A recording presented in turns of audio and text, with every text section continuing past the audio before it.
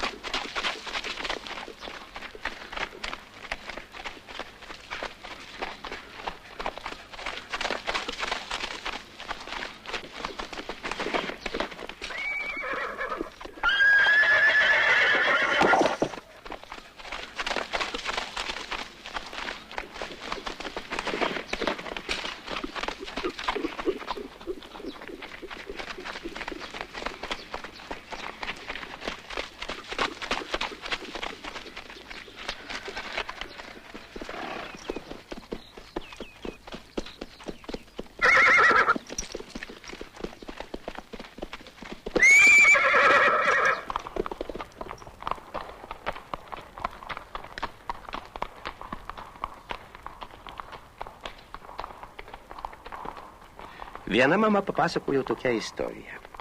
Atėjo žirgyną mano Petriukas, truputį padauža, truputį neklaužada, po pusmečio matau, pats grindis neprašoma šluoja. Kai atsiranda mažo žmogaus rūpestis, atsakomybė už savo didelį bičiulį, tai ir žirgas pasirodo auklėje žmogų.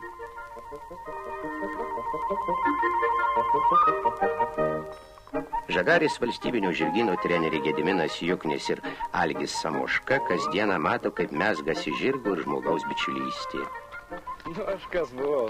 Buvau kaip ir visi mano bendramžiai, tais, kaip ir dabar va šitie vaikai visi. Buvau truputį ir padykęs, aišku. Na, o paskui norint joti, tai reikėjo taisytis ir mokytis reikėjo kažkur gerai. Taip kaip ir dabar šitiem jaunuoliam. Formuojasi visai kitas žmogus prie gyvų. Jis pradeda kažkur kažką mylėti, o čia yra gyvas daiktas. Ir tą gyvą daiktą pradeda mylėti, kažkur pasikeičia iškart ir charakteris vaiko to. Nu, jis kažkur žiūri geriau, pradeda žiūrėti visą gyvenimą. Nu, jam paprasčiausiai šviesėja viskas. Turi draugauti, turi žiūrėti kiekvieną, turi jų žirgą, kada serga, kada nekaip jaučiasi. Draugai, būtinai draugai, bet be draugų, tai čia jeigu vienas kito nemylės, tai čia sporto nesigauna. O čia tas gyvulėlis, tai jis, o jeigu jie su gyvuliu gerai, tai jis žymiai, atiduoda tau viską.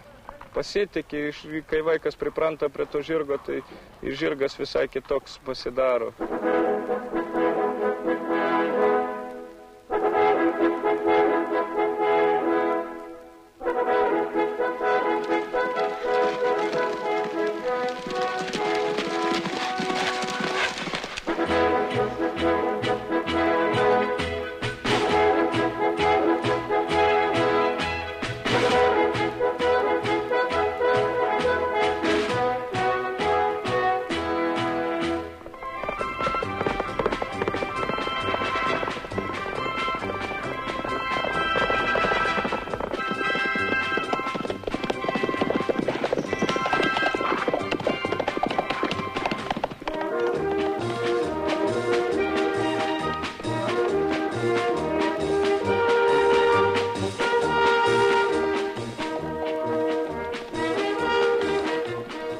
kiekvienas mūsų turi laimę pajusti vėją žirgo karčiuose, bet visi su malonumu gėrėme žirgų ir raitelių. Besigėrintį žirgais matėme Respublikos liaudies rašytoją Juozą Baltušį. Neatsitiktinai mūsų poetai, mūsų dainiai sudėjo šimtus, gal ir tūkstančius dainų apie žirgą juodberėlį, apie žmogaus ištikimiausią draugą, galima sakyti, brolį ir duonderį. Kokie laikai bebūdavo, kas besikeisdavo, jeigu lietuvis be arklio, savo artimiausio pagalbininko, savo darbštuolio, tai ir nesiskaitė pilnu žmogum. O kai jau arklys jo kieme, tai jau lietuvis stovi tvirtai ant abiejų kojų ir gyvenimą laiko savo pilnaverčiu.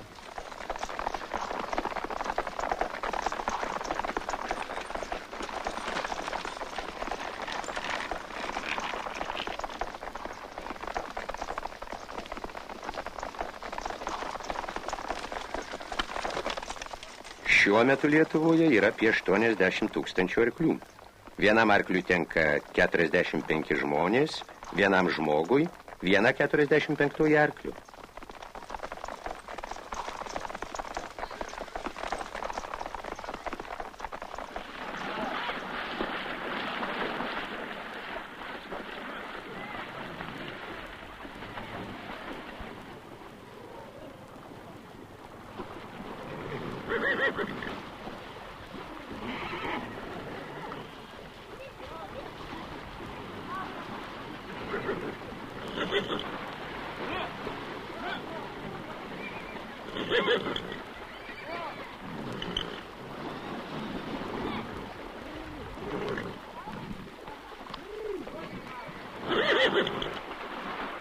Penkiuose valstybiniuose žirgynuose daugelyje ūkių auginami tolimus kraštus primenantys grynakraujai jojamieji, rusų ristūnai, Hanoverio, arabų veisliai žirgai.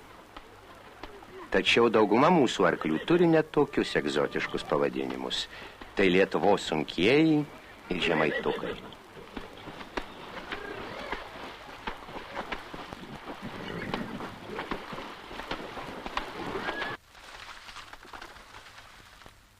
Žemaitukų veislės arklių istorija gausi dramatiškų įvykių, kuriuos gerai prisimena zootechnikas Valentinas Orentas. Karui baigiantis, atsitraukdami vokiečiai visą Gruždžių žirgyną išvarė į Vokietiją.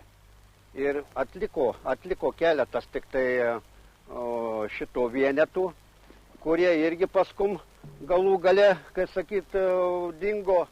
Ir 1957 metais buvo vyriausybės toks pagėdavimas, kad vis dėlto reiktų atkurti žemaituko seno tipo veisliai žirgos. Nu ir man teko ieškoti tų palikuonių dar buvusio to Gruždžių žirgyno. Nu ir vat per eilę metų vis dėlto, reiškia, pavyko tas dalykas atkurti tie žirgai, tas tipas.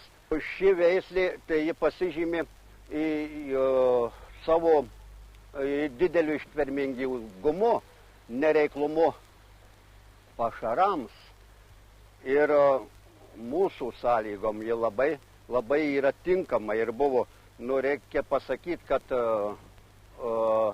ši veislė, tas seno tipo žemaičių veislė žirgas dalyvavo, reiškia, sukūrime tokios garsios veislės kaip trakėnų ir mūsų Lietuvos sunkiųjų.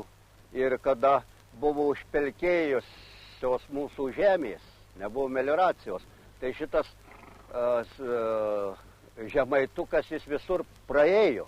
Jis tiesiog sugebėjo, reiškia, atrasti vietą, kur pastatyti koją, kai jis nenugrimstų, nenuklimtų. Va tokie tie žirgai.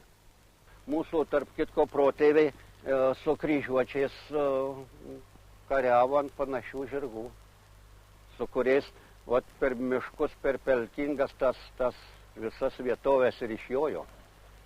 A dabar jeigu paimt dabartinius ar Lietuvos sunkiuosius, ar net kad ir jojamuosius, jie nesugebėtų tai praeiti. Žmogaus ir žirgo bičiulystė trunka tūkstantmečius. Arklys amžintas pirmykščių žmonių piešiniuose ant uolų, sienų, senovės meistrų meno kūriniuose. Arklys šuoliavo per daugelio civilizacijų istoriją.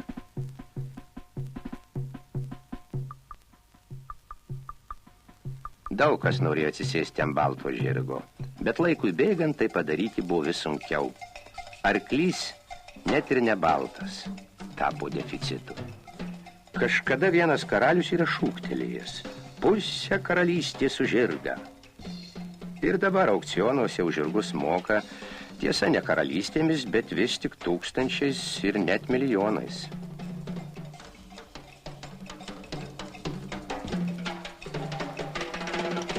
O kaimo žmogui taip dažnai reikia paprasto darbinio arklio, vieno arklio jėgos.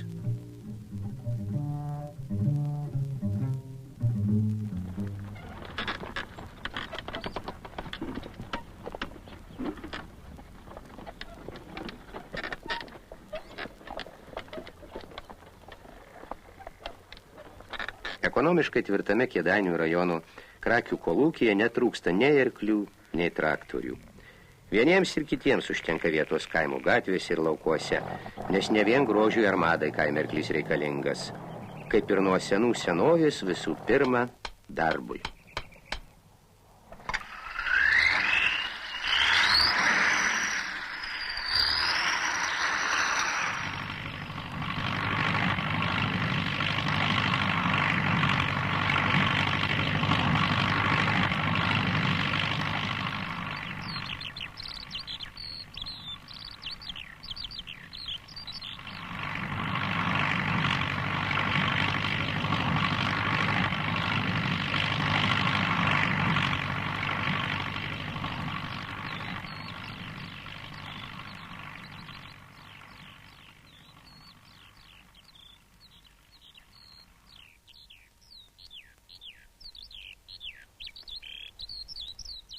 Krakių kolūkio pirmininkas Antanas Petkevičius didelis arklių šalininkas. Arklių naudą, žinoma, sunkiai būtų taip ištarti keliais žodžiais, tačiau reikia pasakyti, kad daugumą darbų galima atlikti su jais. Mes, pavyzdžiui, žiemos laikotarpiu apie 90% visų darbų prie fermos atliekame su arkliais. Vien tik to mes sutaupome 68 tonos kūrų, tai paskaičiavo ekonomistas. Kitas toks pliusas akivaizdus, kad žiemos laiku, dirbdami su arkliais, nenaudojam technikos. Technika neskubotai atremontuojama, be jokių gedimų eina prie pavasarinių darbų. Yra dar toks paskaičiavimas, kad jeigu eilinis rajono ūkis išleidžia technikos remontui iki 120-140 tūkstančių rublių, tai mes išleidžiame maždaug per pusę, apie 70-80 tūkstančių. Pagrindė tai skaitau šitaip, jeigu gali padaryti tą darbą arklys, kam ten siūsti traktorių. Daleidžiam akmenų rinkime, važiuoja mašina, vairuotojas, 2-3 žmonės mėto akmenis į kuzovą. Reiškia, ir su padvadėlė važiuojant. Tai čia ir išmindome per pusę tiek pasėlių. Ir ekonominė nauda neginčiama. Taip, kad daug agituoti aš nesiruošiu už arklius, bet daleidžiam mūsų ūkį, mes juos su mielu noriu laikome ir laikysime.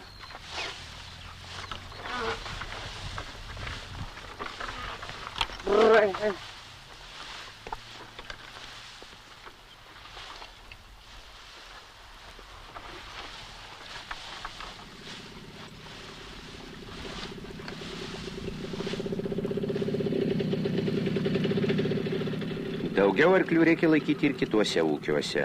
Tai pažymėta partijos ir vyriausybės nutarimuose dėl arklininkystės plėtojimų.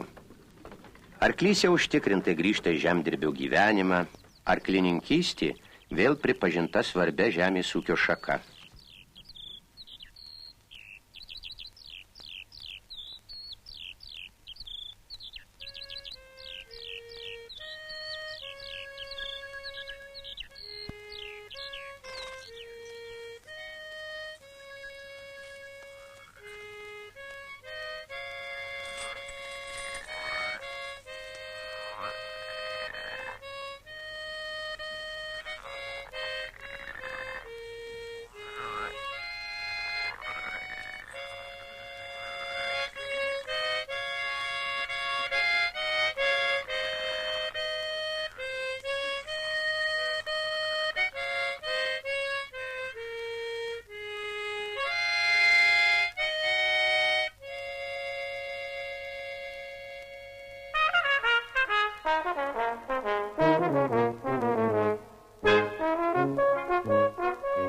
Garsusis baronas Miunhausenas, būdamas Lietuvoje, su žirgu šoko ant valgiais ir gėrimais apkrauto stalo. Jis taip šauniai ten jodinėjo, kad nesukūlė nei vienos lėkštės, anei mažiausio stikliukėlio. Kągi įtikėtina, nes ir jis jojo ant Lietuvoje išauginto žirgo. Tiesa, per karą su turkais tą lietuvišką žirgą jam perkirtų perpus. Baronas Miunhausenas problemą sprendė išradingai. Iš 2 dalių padarė vieną, žirgą susiuvo.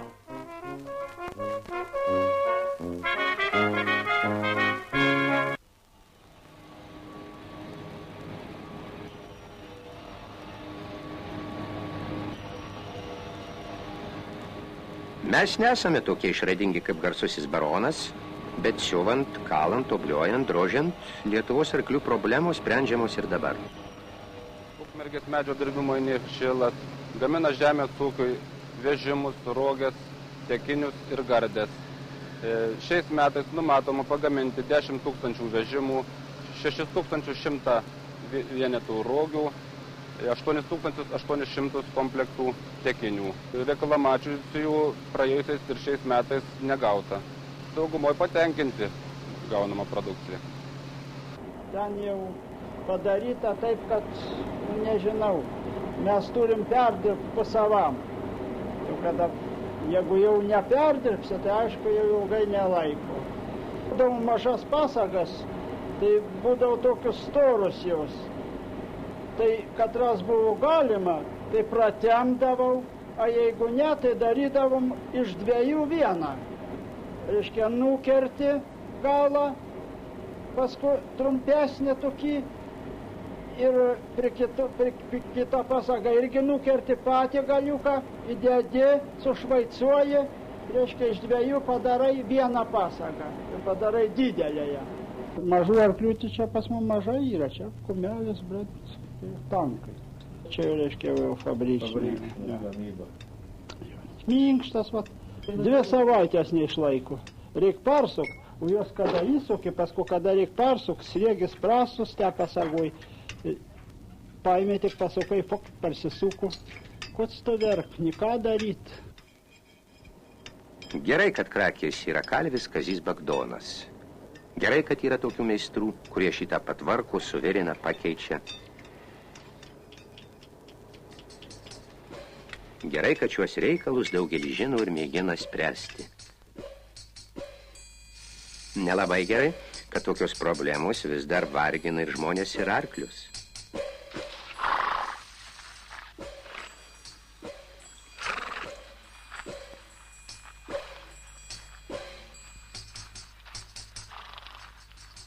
Kad arklys yra, vienu žodžiu sakyti galima, kad jis, toks gerbiamas gyvulys, kultūringas, o taip jis gerbia žmogų.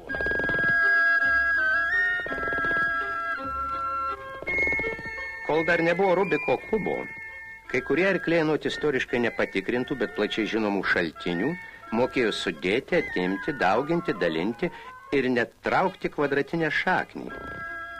Vienas arklys iš pagarbos savo šeimininkų iškaukšėdavo kanopą, kuri dabar mėnesio diena, kuri valanda. 2 intelektų sambūvių ir dabar nebejoja Dusetų valstybinio žirgyno treneris Leonas Burokas.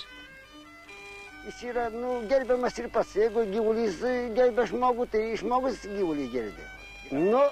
Kitą gerbk ir negerbk, jis nepasiduoda. O kitas tiesiog prisiprašo aprašyti, kad būk gerbiamas ir žinoma pasitaika ir kad neklausa, reikia išmokinti, reikia duoti jam ir drausmės biškelį. Vienu žodžiu, kad vis tiek jau daug nuo žmogaus, bet daug ir nuo arklio priklauso. Ir priselė visai ir suspykti, ir užgauti, ir jie man užgavo, ir išmetė, ir panešė, ir 3 kilometrui pasijėmiau, atradau nubėgusi. Visi papuola. Ir paplaukia ežeri, vis tiek įsitraukia. Kada jaunus pradeda mokinti, taigi visokių tie avarijų būna. Žiūrėk, vienas atsikeli, tai kitas atsiguli. Čiagi mūsų sunkiausias darbas, kadangi reikia paruošti jie bėgimui, įsivedžioti, vienu žodžiu, įsimokyti. Jie nuo cukraus gabaliuką pradeda, Ir tada pripranta, ir tada mes aikščiai ir toliau.